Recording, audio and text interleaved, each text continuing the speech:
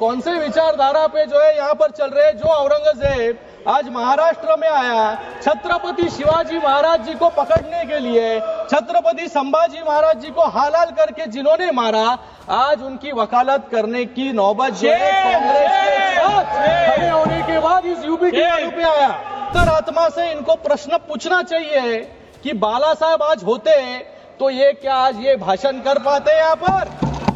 लगा इनको सिर्फ हिंदुत्व से एलर्जी थी, लेकिन आज हिंदुओं से भी एलर्जी जो है यूबीटी को होने लग गई है। ऐसे ही नहीं कहते कि औरंगजेब के विचारधारा पे इन लोग चल रहे हैं, अफजल खान के विचारधारा पे चल रहे हैं, लेकिन अभी उनके प्रॉपर्टी को प्रोटेक्ट करने के लिए खुलेआम जो है पत्र लिखने का काम भी यूबीटी वालों ने किया है। बहुत अच्छा से छत्रपति शिवाजी को ग्लोरीफाई किया है, लेकिन हमको ये भी सबको पता है छत्रपति शिवाजी ने हिंदुई साम्राज्य की भी स्थापना की है। ये भी सदन के माध्यम से सबको जानकारी होना चाहिए। माननीय सदस्य श्री श्रीकांत शिंदे जी, सभापति महोदय कि आपने मुझे इस बहुत ही महत्वपूर्ण बिल पर बोलने का अवसर दिया। मैं मेरे पार्टी शिवसेना और हमारे नेता एकनाथ शिंदे जी की तरफ से इस बिल का पूरी तरीके से समर्थन करता हूं और आज एक ऐतिहासिक दिन है। अरे बैठिए, अरे हो गया अरविंद सावंत जी बैठिए। आप please address to this chair please. आज सबसे बड़ा महत्वपूर्ण दिन है, उस पर भी आऊंगा। महत्वपूर्ण दिन है कि पहले 370, फिर ट्रिपल तलाक और आज सीए और आज गरीब मुस्लिम भाइयों के उद्धार के लिए ये वक्त का बिल इस सदन में लाया गया है। आज यहां पर कुछ साथी, अरे पुराने नहीं अभी भी हो सकते हो, उनको तो पहला प्रश्न मुझे पूछना है कि आज हरी जैकेट जो है बुधवार के लिए पहनी है या आज वक्त के लिए खास करके अरविंद सावंत जी ड्रेसअप करके आए थे। यहां पर मुझे उनका भाषण सुनते वक्त बहुत वेदना हुई, बहुत ही शॉकिंग था कि अरे वक्त पे ही बोल रहा हूं बाबा। इधर देखिए, इधर सामने। मुझे इनसे आपसे बात कर रहा हूं सर, सामने देखिए। इनसे मुझे यूबीटी वालों से प्रश्न पूछना है। अपनी अंतरात्मा से इनको प्रश्न पूछना चाहिए कि बाला साहब आज होते तो ये क्या आज ये भाषण कर पाते यहां पर? आज इस सदन में एक बात साफ हो गई, ये यूबीटी वाले किसकी विचारधारा को मान रहे हैं और ये बिल का विरोध कर रहे हैं। इनके पास एक सुनहरा अवसर था अपनी गलतियों को सुधारने का, अपने इतिहास को संभालने का और विचारधारा को जिंदा रखने का, जिसके लिए कभी बाला साहब ठाकरे जी ने आंदोलन किया था। लेकिन अफसोस यूबीटी वालों ने उस विचारधारा को तो पहले ही बुलडोजर के तले जो है चुरोड़ मरोड़ दिया है। बाला साहब की जो विचारधारा थी वो स्पष्ट थी, हिंदुत्व की रक्षा, देश की एकता और बाकी धर्मों के लोगों के लिए सम्मान। लेकिन आज अगर बाला साहब यहां होते तो यूबीटी का डिसेंट नोट यहां पर अगर पढ़ते तो उनके आत्मा को बहुत वेदना जो है होती। मैं यहां पर यूबीटी का एक डिसेंट नोट जो है लेकर आया हूं। इन्होंने यहां पर कहा है कि नॉन मुस्लिम मेंबर वक्फ बोर्ड में नहीं होने चाहिए और उसके ऊपर वो वकालत वहां पर कर रहे थे कि जो बाला साहब हमेशा हिंदुत्व के लिए लड़ रहे थे। मुझे लगा इनको सिर्फ हिंदुत्व से एलर्जी थी, लेकिन आज हिंदुओं से भी एलर्जी जो है यूबीटी को होने लग गई है। आज और एक डिसेंट नोट में उन्होंने पॉइंट कहा, protect and preserve the properties which are personal properties dedicated by various rulers, nawabs and zamindars. हम ऐसे ही नहीं कहते कि औरंगजेब के विचारधारा पे इन लोग चल रहे हैं, अफजल खान के विचारधारा पे चल रहे हैं, लेकिन अभी उनके प्रॉपर्टी को प्रोटेक्ट करने के लिए खुलेआम जो है पत्र लिखने का काम भी यूबीटी वालों ने किया है। और उन्होंने यहाँ पे इन्होंने यहाँ पे अभी कहा वैंडलाइजेशन ऑफ द औरंगजेब टूम, मतलब कौन से विचारधारा पे जो है यहाँ पर चल रहे हैं। जो औरंगजेब आज महाराष्ट्र में आया, छत्रपति शिवाजी महाराज जी को पकड़ने के लिए, छत्रपति संभाजी महाराज जी को हालाल करके जिन्होंने मारा, आज उनकी वकालत करने की नौबत जो है कांग्रेस के साथ खड़े होने के बाद इस यूबीटी वालों पे आया। Thank you, sir. Sir, I have given a notice under Rule 72 to oppose the Waqf Amendment Bill. Sir, I oppose the introduction of the bill under Rule 72(2) on the grounds that this House does not have the competence to make these amendments. This bill patently violates the principles provided in Article 14, 15 and 25. Sir, it is both discriminatory, arbitrary. It is a grave attack on the basic structure of the Constitution as it violates the principle of judicial independence, separation of powers. Sir, one thing has to be understood, that the Waqf management of a property is an essential religious practice for a Muslim. By denying legal recognition to Waqf al-Awlad under Clause 4 and Waqf by user under Section 3(r)(1), government has sought to severely restrict how Muslims can manage their Waqf property. Sir, in fact, Hindu endowment boards, I challenge, Hindu endowment boards are recognized even by usage and custom. Here you are asking for documentation. No existing law, whether non-religious or personal, limits the right of a person to will their property or dispose it. But what you're doing over here, a Hindu can give through will his complete property to his daughter or son. I as a Muslim cannot do, I can only give 1/3. But what you're doing, I can gift, but I cannot give it in the name of Allah subhanahu wa ta'ala. Now you are stopping me from praying. Now what you're doing, you're restraining Waqf al-Awlad. That is not only discriminatory and violating Article 25, sir. There is no limit on anyone to will their property dispose of. Sir, to insist that a person has practiced Islam for 5 years, sir, एक 2 minute दिए, सबको दिया आप. अगर कल कोई आके बोलेगा कि नहीं मैं 5 साल से इस्लाम प्रैक्टिस नहीं कर रहा हूं, कौन डिसाइड करेगा सर? और एक न्यू कन्वर्ट है, does he has to wait for 5 years to give his property to Waqf? Isn't that violation of right to freedom of religion? Sir, another point, sir. Now, no such provision exists for Hindu endowment or Sikh Gurdwara Prabandhak Committee. Now, irony of the amendment, sir, is that non-Muslims can become member of CWC, SWB, but he cannot dedicate Waqf. Arbitrary. Why is arbitrary? Sir, existing law protected the status of registered Waqf properties. You have replaced that. By empowering collector to determine title, you are violating principle of rights of justice, that one may not be a judge in their own cause. Section 61, if DOM says to Mutawalli, make this masjid as a government property, if does not listen, punishable offense. This is against separation of powers, part of which is basic structure. This bill excludes tribunal decisions from being final. If collector has been replaced by tribunal, and who's going to sit in the tribunal? A retired government judge and a retired government employee.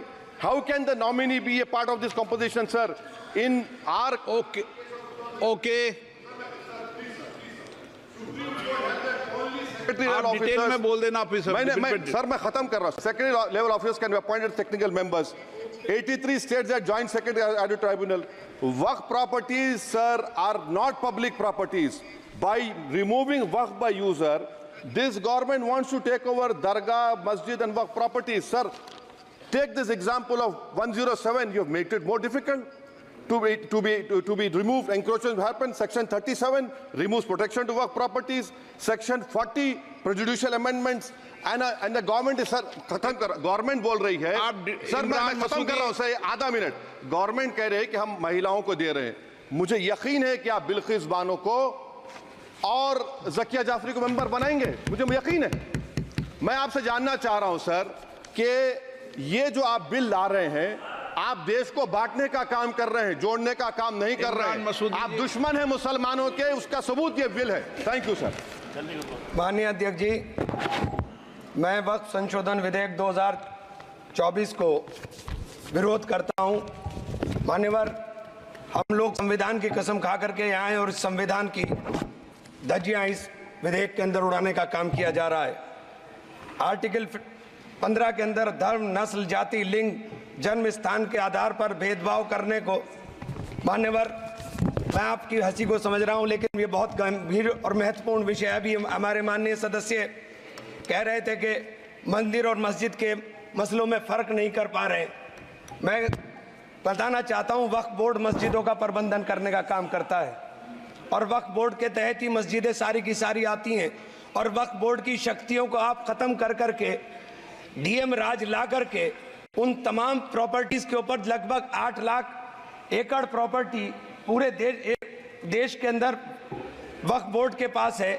आप वक्फ board की प्रॉपर्टियों को खुर्द-बुर्द कराने की जो साजिश लोग कर रहे हैं, उन साजिशों को बल देने का काम कर रहे हैं। साथ मैं आप माननीय अध्यक्ष जी आपसे कहना चाहता हूं कि आर्टिकल धारा 9 के तहत ये जो CWC संरचना में बदलाव किया गया है, मैं मान्यवर बताना चाहता हूं कि बंदोबस्ती प्रबंधन के अंदर जब दूसरे धर्म का व्यक्ति शामिल नहीं किया जा सकता तो वक्फ बोर्ड के अंदर ये शर्त क्यों लगाने का काम किया जा रहा है? और आप अगर शर्त भी लगा रहे हैं तो मैं आपसे एक बात पूछना चाहता हूं कि जो कब्जे पर प्रॉपर्टी के ऊपर पूरे देश के अंदर वक्फ की प्रॉपर्टी के ऊपर कब्जे हुए हैं, उन कब्जों को कब्जा मुक्त करा करके अगर कानून लाते के उनको कब्जा मुक्त करा के वहां पर हम लोग शिक्षण संस्थाएं चलाएंगे। जिस आदमी ने वक्फ की प्रॉपर्टी, वो प्रॉपर्टी इस नियत के साथ वक्फ की कि आने वाली नस्लों के अंदर राय खुदा के अंदर फलाह के काम किए जा सकते हैं। उन फलाही कामों के लिए उन फलाही कामों के लिए अगर अध्यक्ष जी 2 मिनट के लिए 2 मिनट अभी नहीं, 1 मिनट दे दीजिए, 1 सेकंड भी नहीं। श्री GM बाल योगी हरीश नहीं, Shri GM Harish Bal Yogi. Thank you speaker sir. 1 minute को बात, हाँ खत्म कर, कंक्लूड कर। मैं माननीय अध्यक्ष जी कंक्लूड कर रहा हूँ 1 सेकंड के अंदर। मैं इसके अंदर धारा 40 को माननीय अध्यक्ष जी हटाने का काम किया। इसके अंदर सर्वोच्च न्यायालय की सिविल अपील संख्या 7812 7814 ऑफ महाराष्ट्र राज्य वक्फ बोर्ड बनाम शेख यूसुफ भाई चावला अन्य के तहत प्रावधानों की जांच की धारा 40 के प्रावधानों की जांच की। अपने फैसले के पैराग्राफ 170 के अंदर बहुत स्पष्ट रूप से माना कि एक बहुत अच्छा कानून है। आप सर्वोच्च न्यायालय के आदेश के बावजूद इसको हटाना चाहते हो। मान्यवर, ये सीधे सीधे कानून के खिलाफ वर्जी है। हम कहना चाहते हैं कि संविधान की अगर धज्जियां उड़ाने का काम आप करने का काम कर रहे हो, हम इसका पुरजोर विरोध करेंगे और पुरजोर विरोध करने का काम करते हैं। बुल्ला बिस्मिल्लाहिर्रहमानिर्रहीम। जनाब सदर, मैं आपकी तवज्जो इस तरफ चाहता हूं आपके माध्यम से कि मैं वाहिद आदमी हूं इस सदन में जिसमें 1 मैन कमेटी आपके द्वारा बनाई गई सरकार के, और मैं उसमें पेश हुआ 123 प्रॉपर्टी में। जस्टिस आर्यन ने जो रिपोर्ट पेश की आज तक वक्फ बोर्ड को नहीं बताया गया, चूंकि वो आपकी मंशा के खिलाफ थी और गवर्नमेंट की मंशा के मुताबिक नहीं थी। 123 प्रॉपर्टी में जब मंशा के खिलाफ हमारे नहीं आई, मंशा के मुताबिक नहीं आई, तो हमने 2 मैन कमेटी बनाई और 2 मैन कमेटी ने भी कोई रिपोर्ट वक्फ बोर्ड को नहीं दी, जबकि वक्फ एक्ट जो है 1995 जो है वो पार्लियामेंट से पास शुदा है कि हम पार्लियामेंट के जो एहतराम है उसका नहीं कर रहे, उसके हुकूक का। इसी तरह से सर सूबाई हुकूमतों को इख्तियार दिया गया। सर हिंदू एंडोमेंट में जो कर्नाटका और तमिलनाडु में है वहां कोई मुस्लिम नहीं हो सकता, और 26 में आर्टिकल 26 का वायोलेशन है। 4 धाम में ये लिखा हुआ वाज़े तौर पर कि सिर्फ हिंदू होगा। बिहार उड़ीसा में भी यही लिखा हुआ है। पंजाब हरियाणा में गुरुद्वारा प्रबंधक कमेटी में सिर्फ सिख होगा ओनली, और ये उनका अधिकार है जिसको माना गया है। लेकिन मुस्लिम के साथ में यह अन्याय क्यों है? और सुन लीजिए सर मैं आपकी तवज्जो के चाहता हूं, दुनिया का सबसे पहला वक़्फ़ खाने काबा मक्के में है। क्या हम उसके ऊपर भी सवाल उठाएंगे कि वहां पर भी हमारा कोई हिंदू भाई हो? हम अपने वकार को, अपनी इज्जत को, अपने मुल्क की, अपने शान को, अपने संविधान को खुद अपने पैरों तले रौंद रहे हैं। और वक़्फ़ एक मुसलमानों का मजहबी अमल है, एक मजहबी फरीजा है। इससे उनको महरूम कॉन्स्टिट्यूशन के जरिए से भी कोई ताकत नहीं कर सकती। सर ये हम बहुत बड़ी गलती करने जा रहे हैं जिसका खुमियाजा हमें अभी नहीं सदियों तक हम भुगतते रहेंगे, क्योंकि हम खुद अपने कॉन्स्टिट्यूशन को, संविधान को, उसकी पामाली कर रहे हैं। अगर हमें इस सिलसिले में मैंने सर पूरा मैंने उसको मध्यम से पढ़ा है और मैंने पूरी 40 तरामीम जो उसमें गलत है उसको लिखकर जो है वो मैं लेकर आया हूँ। सर इसके जरिए से सरकारी अमले को बाज़ाब्ता तौर पर यह हक आखिर तो कलेक्टर को दिया जा रहा है, सर्वे कमिश्नर के इख्तियारात खत्म किए जा रहे हैं। आखिर सर्वे कमिश्नर भी तो गवर्नमेंट ऑफ इंडिया का होता है। सर ऐसे कैसे कर सकते हैं हम? और फिर सर उसमें मेरे मजहब के मुतालिक चीजें हैं तो वो कैसे कोई दूसरा तय करेगा? क्या कुरान में क्या लिखा है, फिक़ा में क्या लिखा है, इस्लाम में क्या लिखा है, ये आप तय करेंगे या मैं तय करूंगा? सर इससे हम मजहब में दखल अंदाजी कर रहे हैं, इंटरफेरेंस ऑफ द रिलीजन कर रहे हैं। सर इस तरह के कवानीन से मुल्क की शाख को नुकसान पहुंचेगा। कॉन्स्टिट्यूशन की स्पिरिट हम खत्म कर देंगे और अगर ये होगा तो कोई भी अकलियत, कोई भी माइनॉरिटी अपने आप को हिंदुस्तान में सेफ नहीं करेगी। पिछले दिनों सिखों के साथ भी ये हुआ और कुछ ईसाई भाइयों के साथ भी इस तरह के वाकयात हुए हैं, जिसकी वजह से सब लोग अपने आप को असहाय महसूस कर रहे हैं। 10 साल से जो मुल्क में माइनॉरिटीज के साथ, उनके हुकूक के साथ, उनके रिलीजन फ्रीडम के साथ जो खिलवाड़ किया जा रहा है, उससे रूह कांप जाती है और ऐसा महसूस होता है कहीं ऐसा ना हो कि जनता इन हुकूक के लिए, कॉन्स्टिट्यूशन को बचाने के लिए दोबारा सड़कों पर आ जाएगी। सर